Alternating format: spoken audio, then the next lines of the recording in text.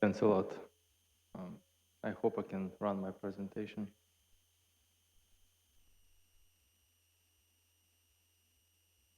Yeah, so this is about the scale of the current implications of the war in Ukraine. And before running my presentation, I'd like just to make a small comment that whenever I and all Ukrainians hear like Ukraine conflict or Ukraine war, we sort of feel a little bit upset and well, just really much upset because it looks like Russia is outside the brackets and it just for us, and that's it. And we think that this shifts focus from the fundamental reason why this is really happening, and really shifts the focus. And I'd like just to that all of you kind of remember this when you try to put it Ukrainian word. Just please don't forget Russia as the core reason for this kind of situation. Thanks. So in my presentation, I'm gonna just to draw a scale of the current humanitarian crisis in Ukraine, because I think this is not a crisis. This is a catastrophe, as in Syria and is in Afghanistan, and we have to make it clear. I will draw a particular attention on agriculture, because we are here talking about the food security in the end of the day. Before the war, before the Russia great invasion in last year, because Russia made a small invasion back in 2014 when Crimea and the eastern part of Ukraine were annexed. Agriculture was flourishing, and in Ukraine, if downstream and upstream sectors are accounted for, agriculture would account for a fifth of Ukrainian economy, so 20% of GDP. About 40% of total exports. It's mainly crops-based. We have like five basic or fundamental crops for Ukraine, like wheat, barley, corn, and sunflower, soybean, and rape. These are basically the key crops that we produce and export. Globally, also, we accounted for quite a large share of global trade. If we kind of convert all that stuff that we exported before the war, we can come up with kind of feeding equivalent of 400 million people. That's kind of a role of Ukraine in terms of ensuring food security and in terms of local economy. So this is basically, it took us a long way to get there. So this is the 3 years moving average of the grains and oilseeds. As I mentioned, that grains and oilseeds is a backbone of agricultural growth. So that was kind of in 2021, we had a record harvest, more than 100 million tons of grains and oilseeds. But then you see the drop after the Russian invasion, and I will talk about it a bit later. So we monitor regularly the damages and losses that we have because of the Russian invasion, and particularly we focus also on agriculture. So we here get the support from the World Bank and from the FAO, and also we do it on a regular basis for the entire economy, not just for agriculture specifically. So if you're interested, you can also look at our webpage, and we have also the information about the sanctions and the life in Russia, because we also monitor and we see whether kind of how economically strong still Russia is. That's important for Ukraine. So the total damages are mounting, and they are mounting. They have been already quite high. So you see the last measurement we had, it was more than 140 billion US dollars. So this is basically about the size of the Ukrainian economy at the moment. So this destruction is very high. Luckily, the pace of these damages has slowed down a little bit. So that kind of that doesn't make happy, but at least shows it's a good sign, I would say, in this particular situation at least. But these are the total economic damages that total physical damages that we have in Ukraine.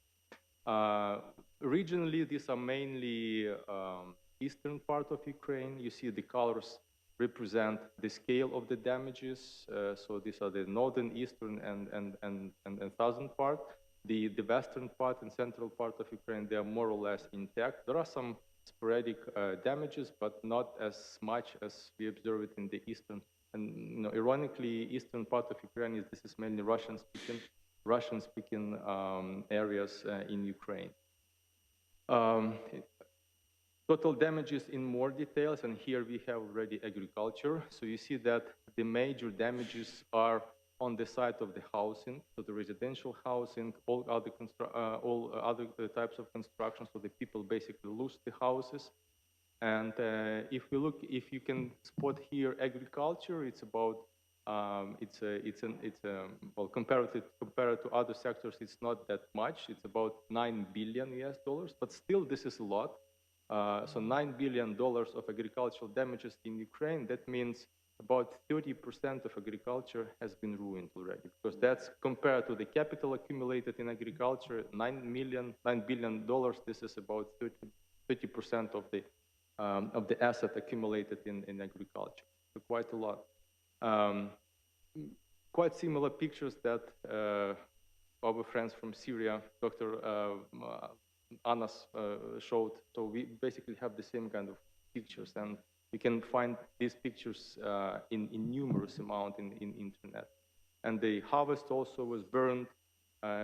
Huge areas of wheat were burned in the summertime, and this all damages that we had.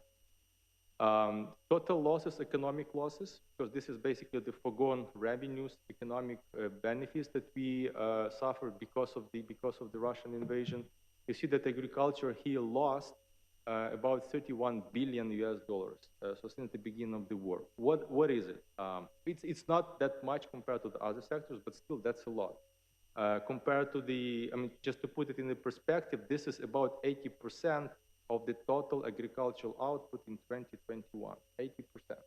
So also, it is, and half of these losses is attributed to the export disruptions that we had because Russia blocked seaborne trade, and we had to find alternative routes, and that was increasing logistics costs, and prices were depressed in Ukraine substantially, while the world market prices increased at the same time. So that's why our farmers lost a lot, primarily because of the export disruption.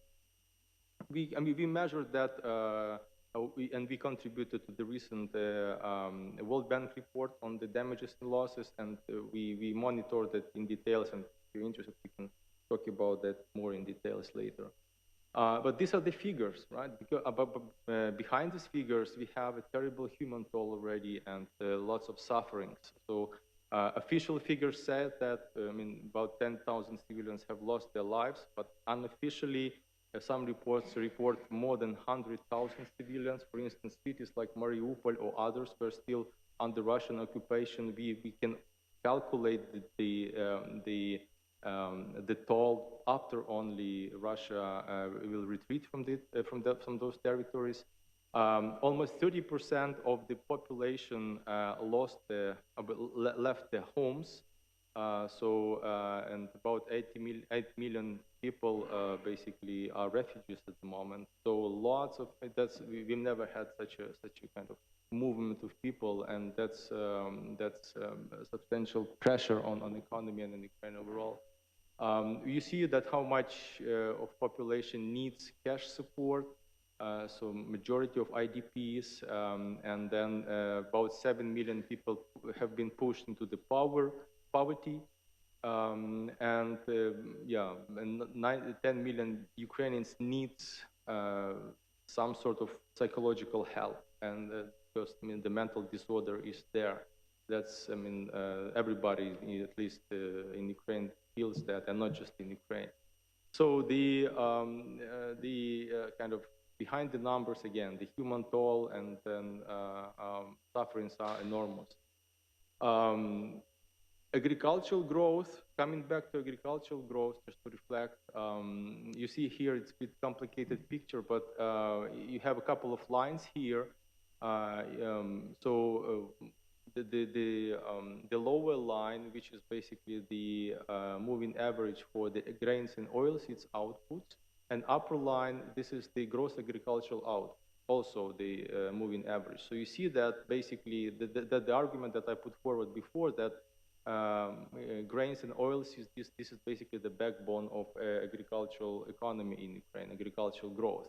And then red line, that's the line that I was sort of trying to put up a scenario. What if the war was not available? So what if that didn't happen? So I did take into account, the physical capacity and the productivity growth possible in Ukraine. So, and that would be growth if we didn't have that war, and that additional growth, that's how much the world would get from Ukraine of additional supplies, because all additional ton that is being produced in Ukraine, it's been actually exported, because we don't need that much of grain. And you see the drop is substantial, so almost 50%, 50% dropped since the beginning of the war. And this lower line, the gray line, this is basically the recovery path, taking into account the historical productivity growth in Ukraine. Maybe this is optimistic or not, but basically what it says that because of the war at the moment, when war is still going on, we lost already about 10 years of development in Ukraine, and who knows how much would it take before the war ends, basically. So that's actually the threat to the food security, because this is how much the world will not get. I'm finishing up already. And we've heard a lot today how many people are suffering from food insecurity. We were by today, for instance, we sort of in the tight markets, right? So the outlook and the production was not that bright. It's kind of getting better, but still with this, we are in this sensitive period of fragile and sensitive growth. So, and in the recent, the commodity market outlook, the World Bank sort of was quite optimistic on the prices, so that they are expected to decline because of the improved harvest in the world, in the basic grain and oilseeds producing region. But still, the Russians' war in Ukraine, this is the key, basically one of the key factors that can break sort of this path down. So what I'm trying to say is that still Ukraine is important for the food security, and if the war is still continuing, then that's the question: how